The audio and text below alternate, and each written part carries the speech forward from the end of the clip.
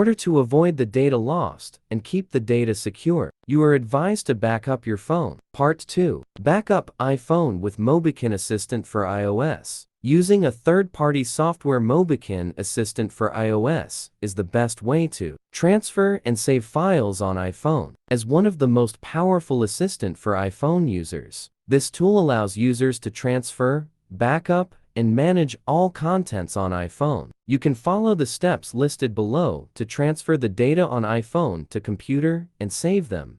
Step 1. Download and install the tool. Step 2. Link your device to computer. Step 3. Make your device be recognized. Step 4. Copy the files you wanted to computer. Part 3. How to backup iPhone X's, iPhone X's Max, and iPhone XR via iCloud. iCloud is one of the storage tools for iPhone that are provided by Apple Inc. iCloud allows users to backup, share, and manage their files for free. Part 4. Using iTunes to backup iPhone X's or X Plus 9. Ones is another iPhone storage tool provided by Apple Inc. It is also a helpful tool for copying files freely. Step 1. Connect iPhone with computer. Step 2. Start to backup data. Step 3. Check the backup folder.